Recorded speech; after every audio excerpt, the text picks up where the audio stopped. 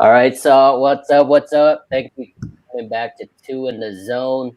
Again, you have Dead Press Picks. We have the one and only Ski Prophet. So thank you, Ski, for joining us today. But we're gonna dive straight into the NBA. There were only 3 games last night. There's a lot of games tonight, so we're gonna just get into them as quick as possible. But let's talk about last night real quick. Ski Prophet. I think that first game was the Bucks. Did you have any action on this game? I did. This was the I went 1-1 yesterday, and this is the Okay. game that I lost.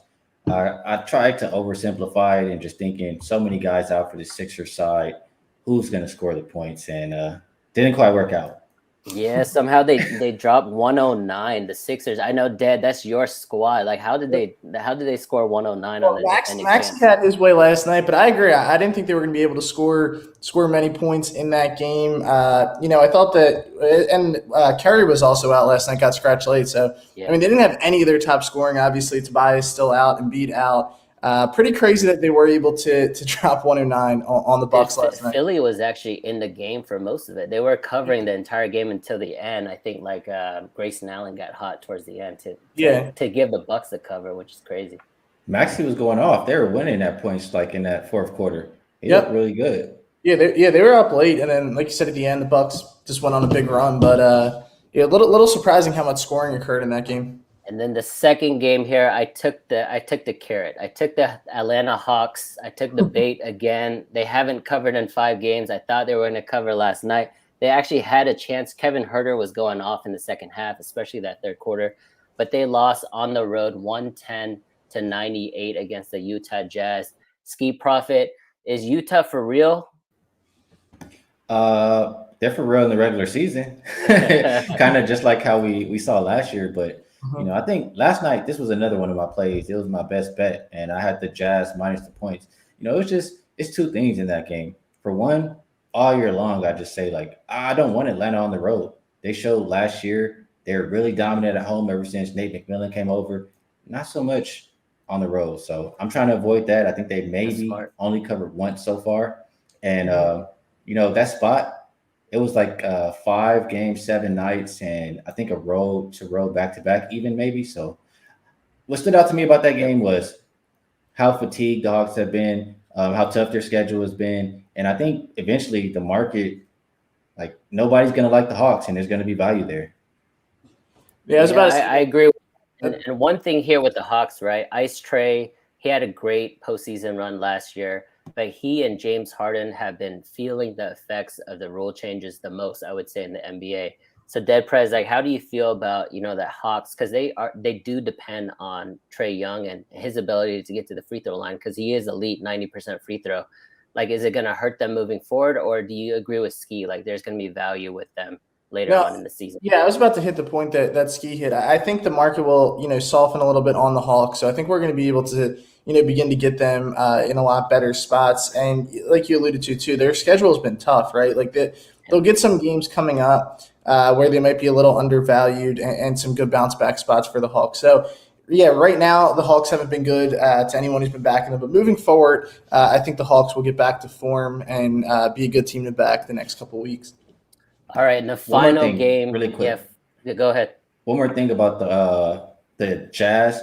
The reason they were losing games, like every game that they've lost so far, is just they spend too much time complaining to the refs. Like the coach was pretty ticked off about it the game before and just saying they got to get on to the next play. I heard Donovan Mitchell talking about it, and I noticed that they did a better job at that last night. So they're still very good. I think top five defending the three this year. And if they take away those transition baskets, they're going to continue to cover games. Yeah, and I agree with Ski. They are an elite regular season team, and they're going to be that way, for a while. I just think they're just made for the regular season. Rudy Gobert even added some stuff to his toolbox. Like he the other night, I saw a pump fake, a dribble drive, and then a pull up. I was like, what's going on in the NBA? So like, if he can do that, they're going to win 60 games easy again this season. Let's go to the last game. PG for the Clippers, balling out of his mind. He had 24, 9, and 7. He's actually the first Clipper since Blake Griffin to have 25 and 5 in 5 straight games. So he's leading that team. They won 117-109. Again, the Blazers are sliding. Let me see, Dame had 27 points, not bad, 4 from 13 from 3, but Clippers covered this pretty easily. I'll start with Dead Press picks on this game. Did you have any action and any angles here? Yeah, that was my only play of the night. I was on the Clippers, so at a 1-0 NBA night, went pretty soft on the slate, but I love them there. They blew them out earlier in the season at home, and then when LA went to Portland, it was kind of a flip where Portland took care of them. But I'm not big on back in Portland this season, at least to this point until we see. Dane, he'll do it, right? He'll get back to form. But I thought it was a good spot for the Clippers last night, and like you said, PG's been balling out. This season. It's been pretty crazy to watch. But as the Clippers continue to get a little healthier, they've gotten Ibaka back. I think Morris is still going to be out for a little bit of time. But as they continue to get healthy, I think they'll be another team to compete with. Ski, I know you're from La La Land. Your team are the Lakers, but how are you feeling about the Clippers moving forward? Yeah, I don't even like to act like the Clippers are from Los Angeles, but They won 4 games, I think, heading into the game last night. They were against subpar teams, so I wasn't sure how much stock I should put into it. But I guess you just have to give credit. They're playing good. You can only play who's in front of you. They've won 5 in a row now. And the one thing I'll say about that game, and anytime you see Clippers play the Blazers, I mean, Paul George takes it personal. Ever since Dame Lillard sent them home, he waved them goodbye in OKC. Every time he sees Damian Lillard, he's going to give it 110%. And the Clippers have won 8 of the last 9 meetings versus Portland. So, and like you mentioned, it was a spot for them to bounce back after they lost by a dub to Portland a few games before. So keep that in mind when you see Clippers versus Blazers, or maybe, if Lillard gets traded, whenever you see Paul George versus Lillard, PG will show up. He takes it personal. All right. That's a great angle, Ski. Dead Prez, if you could reset the room real quick, and then we'll get into tonight's slate. Yeah, of course. So we are being joined also. We want to thank Ski Profit for hopping on with AC and I. We do this every Monday, Wednesday, and Friday. All the episodes are brought to you by 7 Stack Sportsbook. Make sure you guys sign up and follow 7 Stack Sports on Twitter. We will be doing the episode, though, tomorrow, AC, correct? We're doing a special Thursday episode. We're doing a Veteran Day special. We will have another guest on that show as well, so keep it locked tomorrow. I think same time, 1 p.m. Central, 2 p.m. Eastern. Yes, sir. Yeah, so we'll sprinkle it up for tomorrow, but just make sure you guys show love to 7 Stacks. And again, we thank Ski for hopping on with us for this episode today. So let's get into tonight's games. Guys, we have a massive slate. We'll start here with, I believe this is the largest spread of the night. It is the Nets and the Magic. Nets -10 over under at 210.5. Ski, we'll start with you. Do you have any angles in this game? Ski, you're on sorry, I was muted. Sorry. Nets and Magic. It's tough, but I can't play the Nets here. If I'm going to play this game, the only way I can get involved is going to be the Orlando side. And how I'm looking at it is, before that game versus Chicago, Brooklyn was playing well. I want to say they weren't even really playing very tough competition, but they've been on a road trip, and it's their 3rd game in 4 nights. That's just something I try to avoid, and you're asking them to win by double digits here. I know Orlando's been bad. They're one of the worst teams in the league, but you have a team that is maybe a little bit tired here, 3rd and 4 nights, versus a team who has 2 days of rest. So I look a little bit more. Orlando, last 5 game stats, they've been better defensive rated team on the season. They're top 10 defending the 3. So if I'm playing this one, I would hold my nose, cover my eyes, and hope for the best with the Magic. Lock the Magic in. Yeah, I'm with you there, Ski. I think that I don't think you could touch the Nets here laying 10. Like you said, the Magic, they are a scary team to back. I would probably lay off this game, but if I had any kind of lean, it's definitely with the Magic. AC, what do you think on this one? You have any angles? Yeah, so the Nets are 7-4. They're only 5-6 against the spread. Coming off a loss against Chicago where they got blown out, especially in that 4th quarter. I think they only put up 15 or 16 points, only 40 points in the second half total. I remember because I was on the Nets over in that game. And then the Magic, they actually had a very impressive win against the aforementioned Jazz. They won 107-100 as an outright 11-point underdog. So we've seen this spot before where they're double-digit underdogs and they kind of surprise the other team. So again, this for me is most likely a layoff, but there's no way I would back the Nets in this one.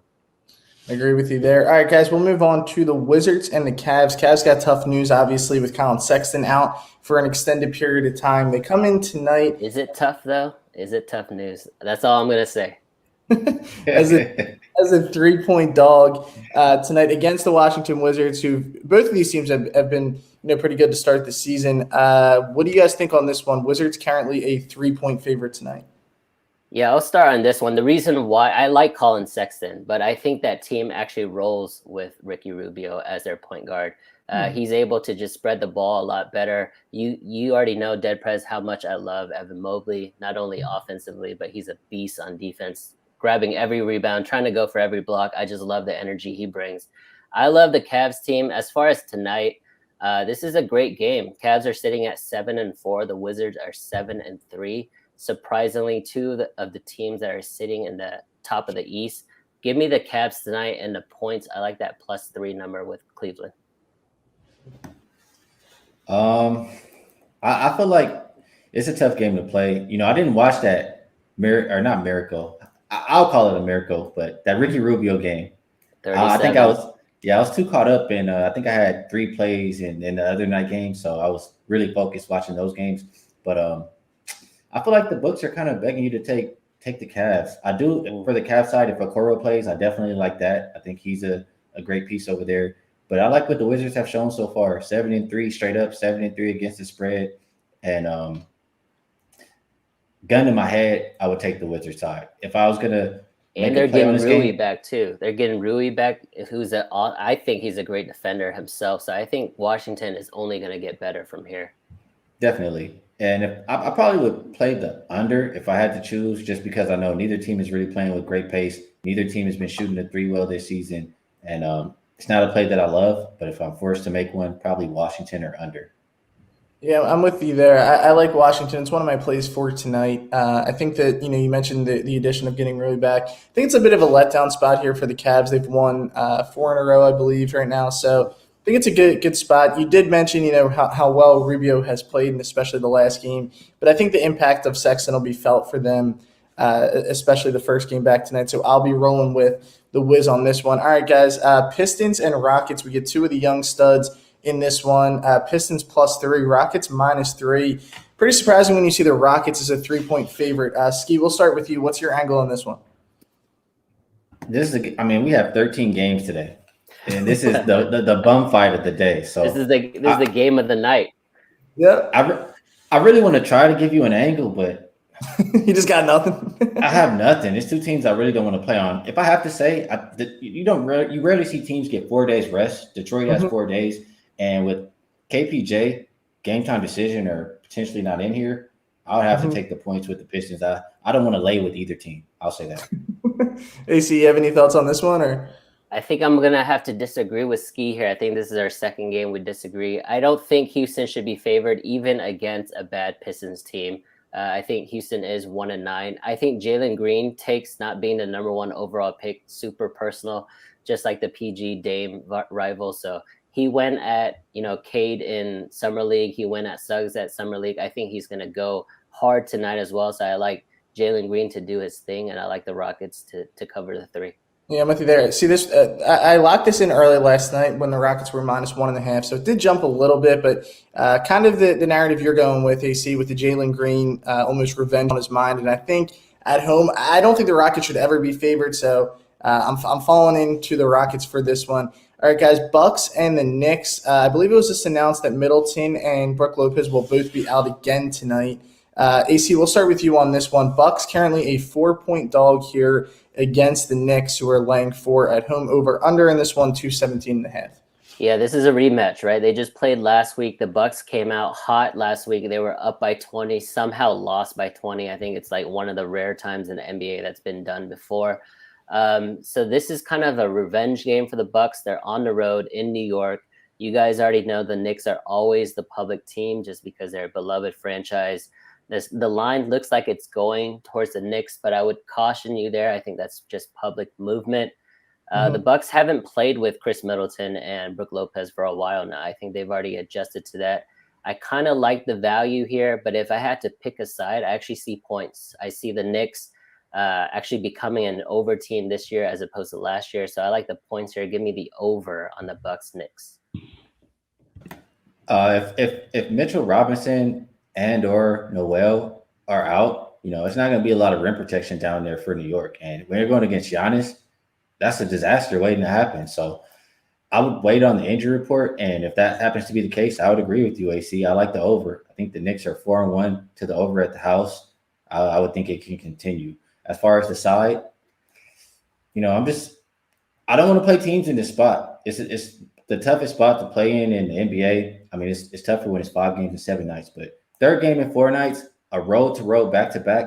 I want no parts in the NBA. True. That's just something I stay away like it's a bomb. So it'll be Knicks or pass for me. I don't love laying the points with them here, but that's the only way I can look at it. Knicks or the over.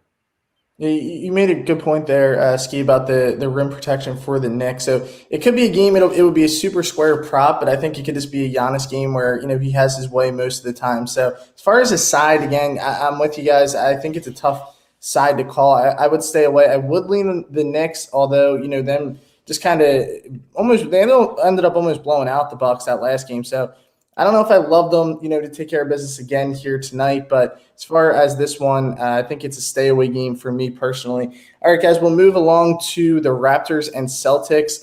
Toronto is a 2.5-point underdog, over under at 206. Ski, we'll start with you in this one between the Raptors and the Celtics. So this total has continued to dip down. I was up early this morning looking at it. I think I saw it at 209.5. And I understand the movement down. Both bottom 5 in pace over the last 5 games. Both bottom 10 shooting the 3 so far this season. You're missing Jaylen Brown for Boston, which should be a good amount of points missed.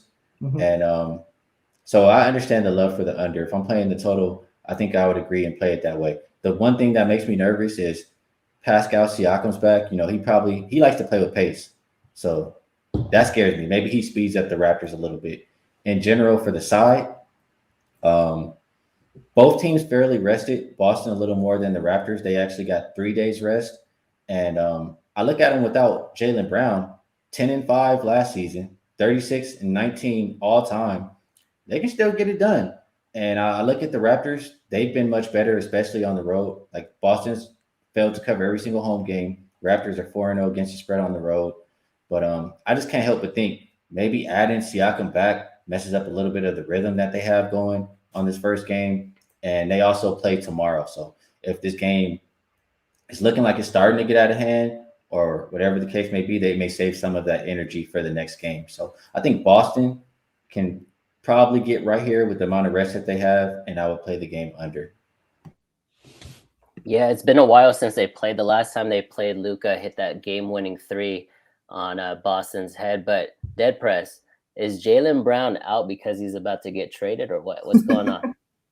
Hopefully to the Sixers. Hopefully that's the reason that Jalen's out. But no, I do like the Celtics tonight actually a lot. It's one of my favorite plays of the day. You did mention Siakam back, but I like how they're still a favorite here at home.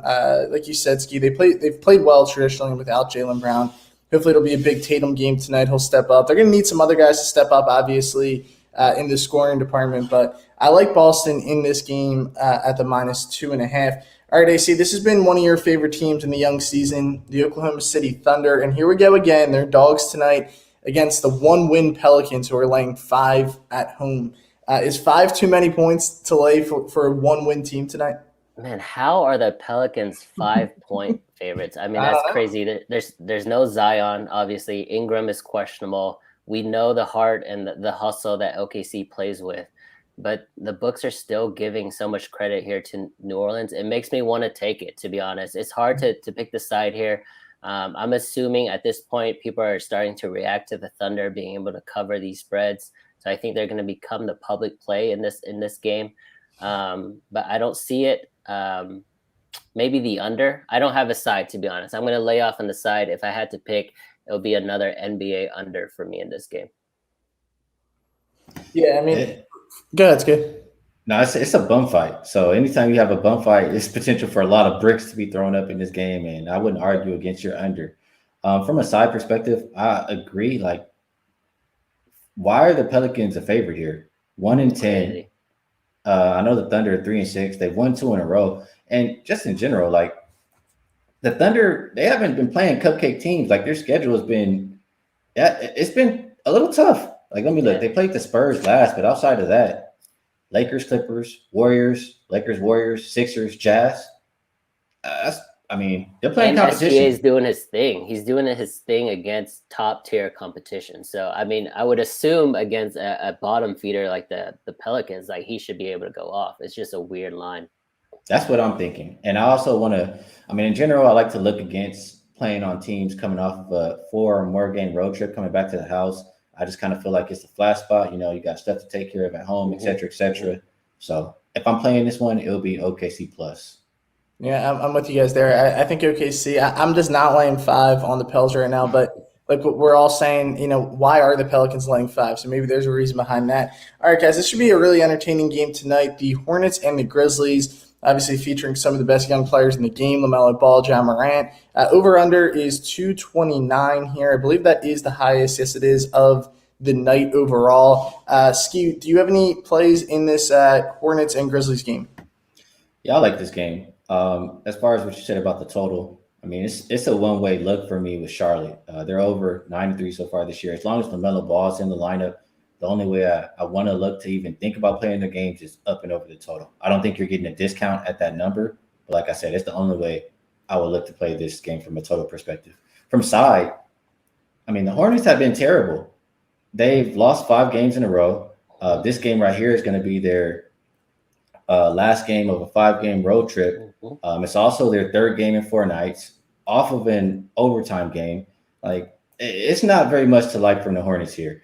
And what else stands out to me is they've been the worst first half team in the league. Like, they get off to these really, really slow starts.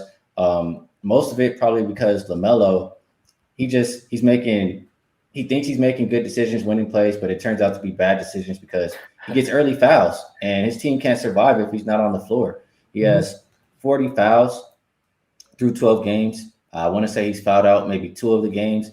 And so I can see him being in foul trouble early again against a guy like Ja Morant.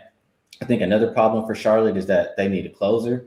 Like one of these past games, they were up big and they let the team come back. I think they were stuck on 102 points for like Clippers. forever. I don't know. Yeah, Clippers game. They didn't score for like 7 minutes or It something. was a 22-0 run in the 4th quarter for the Clippers. Yeah, they need a closer for Charlotte. I know Hayward does a good amount of scoring throughout the game, but maybe he needs to be the guy who's going to take over in the 4th. I don't know. One more problem for Charlotte is another guy who just can't stop fouling, Mason Plumlee. I think he's fouled out. He might have fouled out the last 3 games, but for sure 2 of the last 3. And if he's out, like, you already don't have a lot of rim protection for Charlotte. And that's a recipe for disaster versus a Memphis team who is number 3 in points in the paint. You know, Ja Morant's going to be putting consistent pressure on them. And the Grizzlies have looked good. They've won 3 of their last 4 games. They're the opposite of the Hornets. They're rested. They've been at home for a good amount of time now.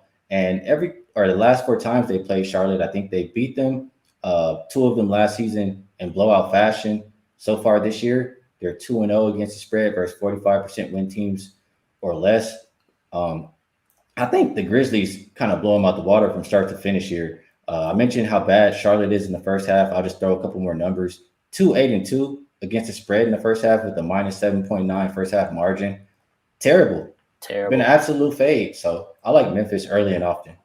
Yeah, you mentioned home. Charlotte just wants to go home, man. Like, they've lost 5 straight games. 4 of them have been on the road, and it's like tough losses, right? That Clippers loss, the overtime loss to the Lakers. Like, these are close games that they were in, and they lost there at the end. So for me, like, it's hard to back a team like that. They just want to go home. It's the last game of the road trip. They probably are not even focused on tonight.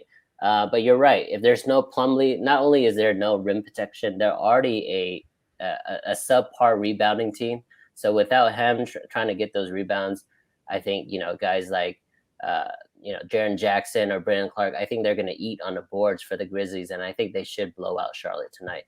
Yeah, I'm with you guys here. I love the Grizzlies first half at minus 2.5. Ski made all those points about the Hornets, how good of a fade they've been in that spot. So I think the Grizzlies come out hot here, guys. I think they will cover the full game, but I like that number at 2.5 on the first half. All right, AC, your squad here. The Dallas Mavericks will travel into Chicago to play the Bulls tonight. Bulls laying 3.5. Mavs, what did they push last game or did they cover? I don't know what it closed at. That 2.5. It was a push. It was a push. So it was a 3-point spread. Luka hit the 3 at the end. You guys know, but Mavs are my squad, but they don't cover. They did cover against the Pelicans, right? They just played against the Pelicans. It was an easy cover. They dominated the second half. Pelicans couldn't shoot anything from the outside, so that was an easy cover. This is a different beast. Chicago is one of the best teams in the league. Obviously, a lot of great moves in the offseason that are panning out for them right now. But I'll caution with this, like Chicago is one of those beloved teams right now. So the books are going to know that. The books are going to react to that.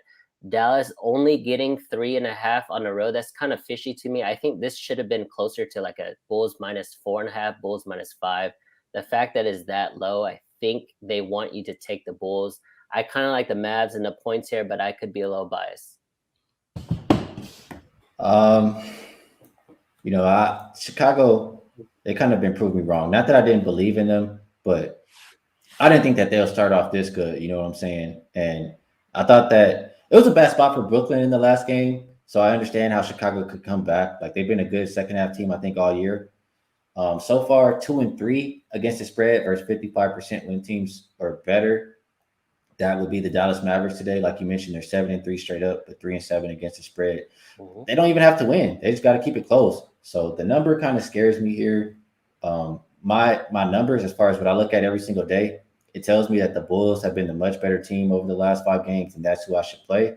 So, gun in my head, I'll play the Bulls. Yeah, I'm going to, this is a scary play for me to do, but I'm going to take the Mavs tonight here because I think this line should be like 5.5. So I think it's a little bit off, in my opinion, in this spot. I'm going to take the Mavs with the points. Pray for me here because we know they never cover, but hopefully they come through tonight. But it'll definitely. And you just hit your Luka Doncic prop under, right? That's a sharp play. The 45 points, rebounds, assists. Right. Yeah. But see, the thing for me tonight though with this game, it might be a better play. Like I don't have the exact numbers in front of me, but maybe take Dallas first half here, and then the Bulls pull away a bit late, but. I think Dallas is playing a little bit better. Like you said, they've been good this season, but against the spread, they haven't been good to a gambler. So hopefully tonight they can come back in this game and cover the points for me in this spot. And I have to imagine the Bulls will be one of the largest public plays of the night. All right, guys, we'll move out to the Spurs and the Kings. This is one of my favorite plays of the night, guys. So I want to get your thoughts first on this Kings-Spurs game. AC, we'll start with you on this one. Honestly, I don't have a read on this game. The Spurs, basically a pick 'em, maybe a -1 on some books. I like the Kings as a team. You guys know I'm a big De'Aaron Fox guy. Halliburton, let me see if he's playing tonight. But I think they just have he's questionable. They actually have a pretty versatile team offensively. Rashawn Holmes is pretty good in terms of protecting the paint and the basket, but they do need more depth at the center position. But I like, Harrison Barnes. I like Buddy Hield. I think me and Ski agree Buddy Hield should be a Laker right now. But I like the Kings. It's a weird line to me. I think it's telling me it's a Spurs play, so I'm going to lay off personally. For me in this game, it's tough. I want to look towards the Spurs, but I mean, not that Jakob Poeltl is the best player in the world, but Spurs just don't have a lot of rim protection, So I feel like Sacramento can kind of feast in this one. Rashawn Holmes or De'Aaron Fox can get to the rim or whoever it's got to be. If I have to play this one, I'm probably going to play it from total perspective. Both teams top 5 in pace over the last 5 games. I just see a lot of easy opportunities for the rim or at the rim for Sacramento, and I'm thinking if I should take them first half, but I probably will take them first half. I look at the Kings; it's their 3rd game in 4 nights. You never know if they could fizzle out or get tired at the end of this game. The over is 4-0 at the house for the Spurs. Interestingly, for the Kings, the under is 7-4 for them, but the over is 3-2 on the road. So I'll lean towards a first half over in this game and hope that the pace that they've been playing at the last 5 games can get us there. All right, Dead Prez, this is your best bet of the night. Let's hear it. I'm going to back the Spurs here, and that is scary at the moment because we know how they've been playing. But I think it's a great spot for them tonight to kind of get back into a position to win. Like you guys said, the line too, kind of telling me the Spurs a bit in this game. Ski, you mentioned, Jakob Poeltl out. That does scare me a bit because of the rim protection. They're going to need some other guys to step up in this game. But I like the Spurs team a lot more than I think some did. I took their team total over before the season. I think they're going to be – I think they have a lot of guys who can play. It's going to take them a little bit of time to mesh. They have a lot of guards who can play. You look at their rotation, and they have – a lot of times their starters don't end the games. They bring Vassell off the bench. They bring Lonnie Walker in. So they have a lot of guys who I think can get it done tonight. So I like them a lot, guys, here. I think the Kings, the fatigue will play into this a bit. And, the Spurs a little bit more rested here at home. I love the Spurs in this spot tonight. So we'll move along to the Pacers and the Nuggets. Obviously, we know what happened there with Nikola Jokic and Michael Porter Jr. Both out. So their top guys are out in this game. Pacers -3 here on the road, and the over-under, let me double-check, the over-under is at 205.5, so it's a low total. Ski, we'll start with you in this one between the Nuggets and the Pacers. Yeah, I'm just, I know it wasn't like Jokic got rolled out after the line came out, etc., but I've seen too many times. This game looks too easy to take the Pacers. Yep. Like teams show up the first game after the star is out for whatever reason. Maybe the other team takes them lightly. But it seemed like that's what's going to happen here today. The Pacers haven't been good in general. They're 0-2 as a road favorite. They play again tomorrow. So if it's Denver winning by a little bit of margin, they may let go of the rope, like I mentioned about these other games. That's kind of how I look at it. So I can't play the Pacers. I get it if you want to because it looks like the easy play. I have to pass here. Yeah, I second Ski here. This is not a game. Again, there's a lot of games tonight. There's a lot of action tonight. This is not something I'll be on. The Pacers are rolling in terms of against the spread. They've covered the last 4 spreads. Denver's coming off that actually pretty impressive win against Miami, who are rolling going into Denver. They beat them, by basically 15, 20 points there. But no Jokic, no Michael Porter Jr. Again, there's no Jamal Murray. I think Monte Morris might be out. So who's going to score for them? You expect it to be Will Barton, maybe Aaron Gordon, and it seems just too easy to make it a Pacers play. For that reason, I have to lay off. Yeah, I'll mention this. If you like the Pacers, they're 7-3 in the first quarter. Denver's 3-6. Maybe go that way. Mm-hmm. It's a good point too. Yeah, this is just one I'm staying off because I just simply don't understand why Indiana, because Malcolm Brogdon is expected to play tonight as well. So I mean, the line makes zero sense to me, so I'm just not getting associated in that game. As you guys mentioned, we have plenty of other games that we can get action on. All right, we will move out to Phoenix here as the Trailblazers last night got beat up a little bit against the Clippers. Now back-to-back, they are a 5-point underdog here against the Suns tonight, over-under at 224. What's your guys' thoughts on this game tonight? Oh, second night of a back-to-back. The Suns are actually rolling. They've covered the last 4. They've won the last 5 straight up. Whereas Portland, they've been a fade team all year. They're 1-5 against the spread in the last 6. Dame still doesn't look like he's right or focused or want to be in Portland. But I think it's a little too simple. The Suns also are dealing obviously with some, off the court issues with their owner or their ownership group. This to me is most likely a layoff as well. If anything, I would like the first half over. I think defensively, I think both sides are just not in it. So maybe there'll be a lot of easy baskets. They're they shoot a lot of threes on both ends. So the potential there is over in the first half, but this is not a game I'm touching personally. I agree with AC on that first half overlook. I mean, you're missing DeAndre Ayton still. That's some rim protection for Phoenix. And I know they still have JaVale McGee, but he can't play all the minutes in that first half. So Phoenix, last 5 games playing at the second fastest pace. Both teams on the season, bottom 5 defending the 3. So it's a lot of opportunities for points here in my eyes. And I probably would expect them in the first half rather than the full game, just in case. I mean, one, if the Suns are up by margin, Chris Paul is good for taking the air out the ball in the fourth quarter. And 2, it's Portland's 4th game in 6 nights. They're on a back-to-back. I can see the game, like them, if they're losing by margin, they're going to take these guys out, and that second half is going to be extremely low scoring. They've yet to cover a game on the road. The last game that they just played yesterday was the first time that they didn't lose on the road by more than 10. It would be Phoenix only for me, the only way I can look, but I think more so I like the first half over.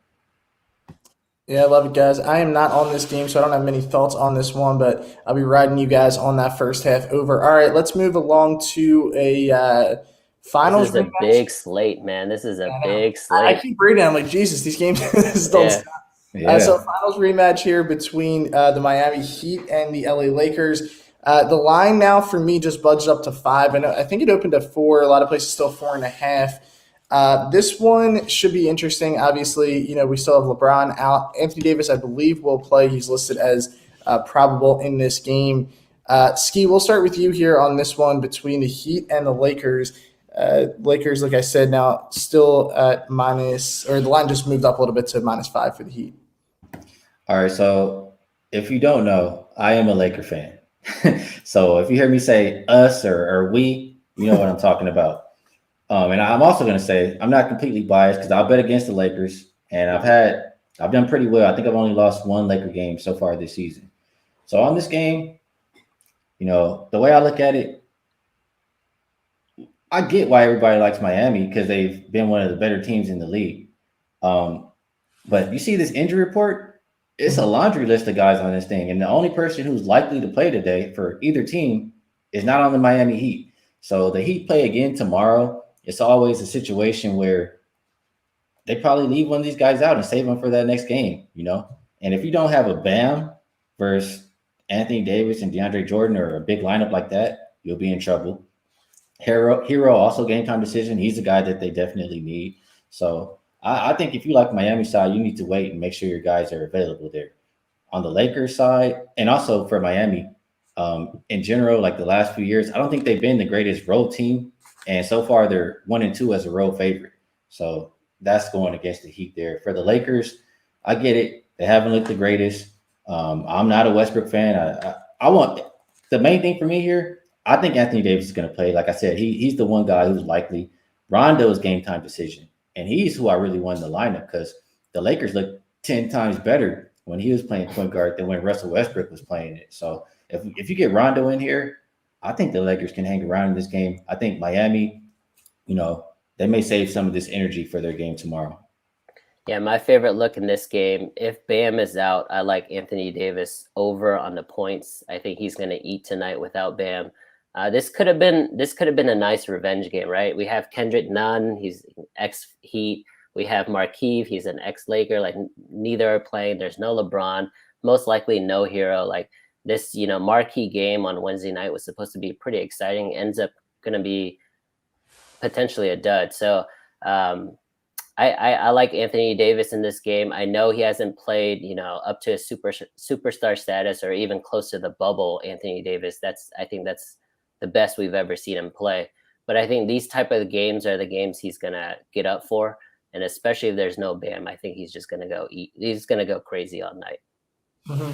Yeah, I love the Lakers in this spot, guys. I'm kind of happy to see this line keep moving up because I'm just going to take more points that they give. So, at home here as a 5-point dog, you mentioned, there's a ton of guys questionable, and as long as Davis goes, but you made a really good point there, Ski, with Rondo, because I was going to ask you, watching that game, I had them against the Hornets a couple nights ago, and when he got ejected, I was worried immediately because their offense was flowing 10 times better with Rondo in the game than Westbrook. So that's a good point, but both sides very, banged up last minute type of injury news. We know how the NBA is. They'll announce it like 5 minutes before the game. So tough call right now, but I definitely will be taking the Lakers if I'm getting all these points.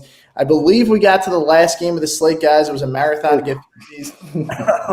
We got the T-Wolves and the Warriors. I got to say, guys, I had the T-Wolves 2 nights ago against the Grizzlies, and that was the worst. Oh, my gosh. I'm sorry, man. That's a bad loss. I had money line, and I was like, all right. Like, I was upset that they were about to lose. So I was like, all right, Cat, just don't hit that. And he hits his circus 3, puts it in overtime. And you guys know what happens to the underdogs in overtime. Tonight, they are again an underdog, 7.5-point dogs here against the Warriors, who have been the best team in the NBA, over-under at 225.5. AC, we'll start with you in this one. Are you backing the Wolves tonight, or are you just laying off this one? It's hard for me to back the favorite here. I know that the Warriors are rolling. Curry just went off a 50-piece, 50 and 10, first time in his career. Actually, he is the oldest NBA player in history to have a 50 and 10 game, 10 assists, that is.